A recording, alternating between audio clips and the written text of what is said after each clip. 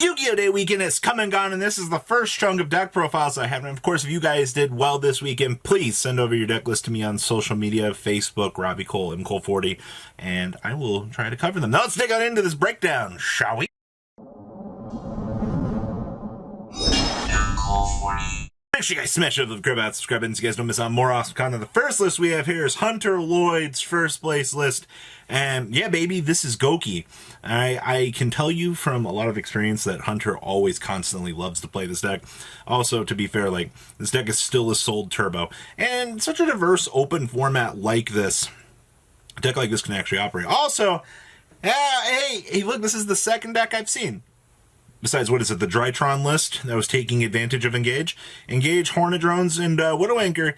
Hey, look, man, this literally gives you a free link to fodder on the field for you to start combo with. Like, that's why this is going to be so devastating. Outside of that, this is going to be your standard Gouki engine. Alright, you know, actually, the cool thing is now that this engine is back, we don't actually have to do the Codebreaker shenanigans. We can actually play more of a little bit of a slow-paced deck. Also, Verte Anaconda is still going to be one of our best things that we can do. So, standard Warrior Toolbox, climbing through the Gouki engine, and then we're going to put a lot of pressure on the opponent through our back end of things. So, as you see, this is pretty straightforward for what you want to do in terms of smashing.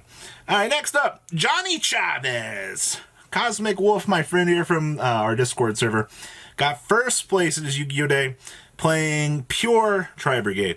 And he did opt to play 2 cats here, which I think is fine. Most of the builds that I'm seeing that are being successful right now are going to be going back and playing the cat. No gammas in this build, which is fine.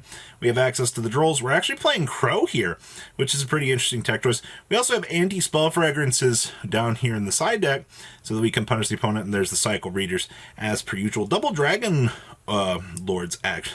That's a pun, right? Double Dragon Lords. Alright, and of course, 2 copies of Bear Room, actually. We are pretty much expanded out more on the extra deck side of things here, as well. Double Shurag, double Baron Blossom. Outside of that, this looks pretty alright. I'll see the Darumidal's getting some love back here.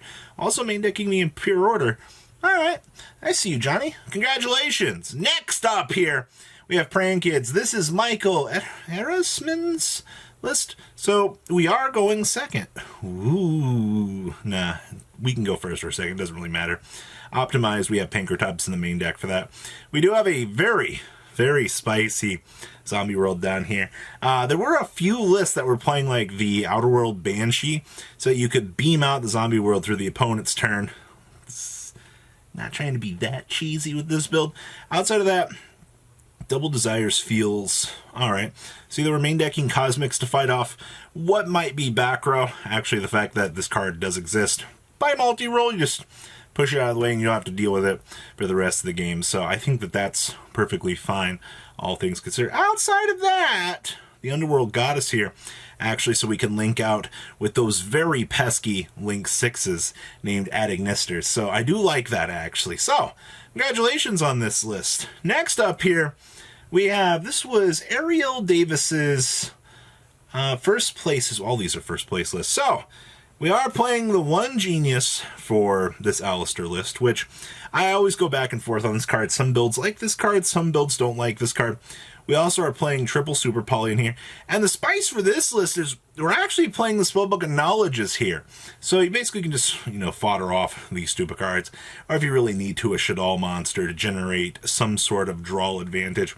I actually think being able to turn an Artemis into this and then, you know, fodder off your light monster that you just made to get some draw power running for the game doesn't necessarily seem like such a bad idea here.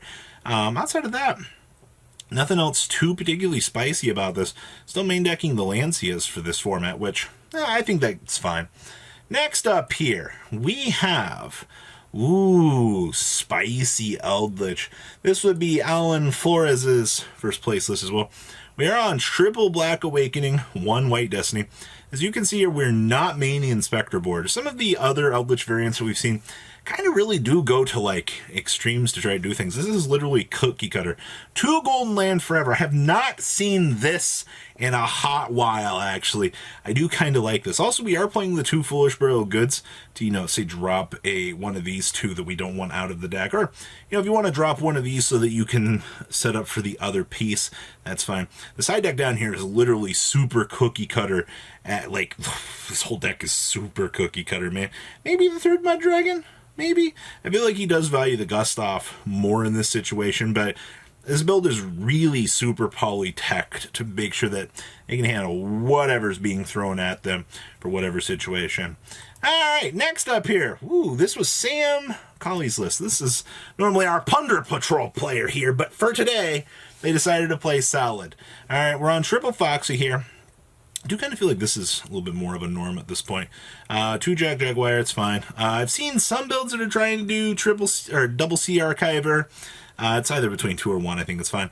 I know a few people also, I've heard opinions on, you know, playing 1 Rage, 1 Roar with Desires, but I feel like that's very player opinionated for what you want to do, so that's fine. We also have the 2 wills for the generic recursion here. Outside of that, we are citing the 1 Prohibit Snake down here, which will give us access. You know what we were doing with that in the past. It basically blinks and allows you to combo up and mess with the opponent's other monsters. Outside of that, I don't see anything. Once again, you're seeing that Buffalo. Actually, it's seeing a lot more play now, because this is just kind of better than Lady Debug in about 95% of the situations. Alright, well, that's solid. Next up, we have AJ SAURINI's first place list as well here. This is another flip side of Phantom Knights here, actually. We have the triple Torn Scales here. Literally just that. Also, 2 Kagemusha Knight, alright. So that's all maximized, that's fine. I guess you could make an argument for wanting to play 2 Fogblade, but I feel like that's just kind of trash. Like, I feel like 3's here. We also have the push for going second here with the alphas. No Pankratops in here, honestly, but this is sometimes easier to access. We also have the Skullmeisters in here, which is fine. There's those anti-spell fragrances again.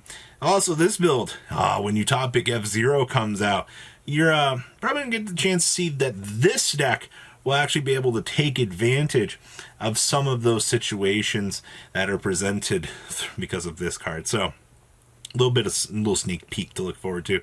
Honestly, outside of that, nothing too crazy to talk about for this list. Alright, next up. CESAR came back through again.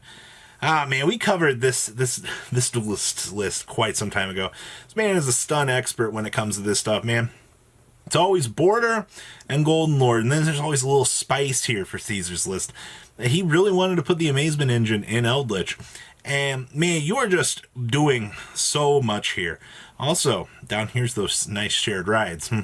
Get some free advantage off your local Sky Striker players. Oh, look, more fun against Sky Strikers. There's Master Restrict for Drytron. We also have the summon limits to mess up the Drytron Players Day. A lot of anti-fun for Drytron here, actually. And, of course, we have the Horror House here in combination with this, so you can mess up your opponents. Isn't it cute? That's a 5-card engine, by the way. We don't have to bulk down on the tickets. We're just straight 5-card dedication for a Sub-Book of Moon engine in the deck. Seems pretty freaking good to me. Alright, next up here, we have Doug Smith's first place Adagnister list as well. Mr. Link 6 here's pretty good.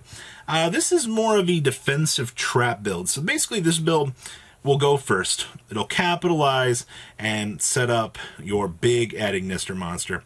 And then you're going to bulk down with strikes, imperms, you know, everything else in the world that you want. This is basically a little bit more reminiscent of how the OCG was originally playing this list, because they play this list basically as stun. You set up your one big boss monster, now your opponent has to find a way to deal with this, and then the rest of your deck, you know, unfortunately we don't have Heat Soul to get that draw one going for you, but if you're able to, you know, play the basic package and generate that advantage, you know, you can play more back row and be more stabilized. So it is kind of nice to see more of the control variant, really call this a control variant, actually coming out of the woodwork. So very good. And the last spicy list I have for you guys today, this is Alan L's Mekk-Knight list. Ooh, yes. So this is actually, where'd it go? We are playing triple Deep Sea Diva in this bad boy. Why, you ask? Because Diva into Diva. Tuner.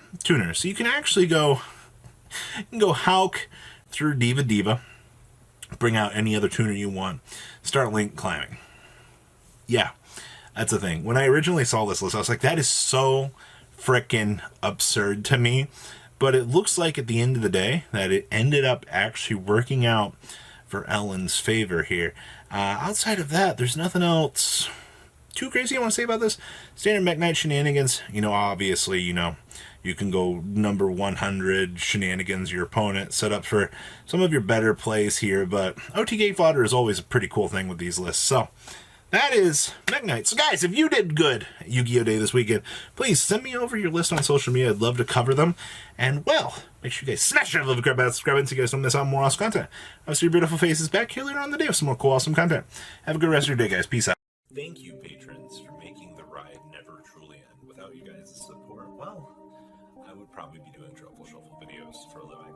Guys, please check out VanCool40 for all of your Cardfight Vanguard content brought to you by MCool40. And if you are looking to pick up singles, check out mcoolgames.com for your trading card game needs. Thanks for watching, everybody.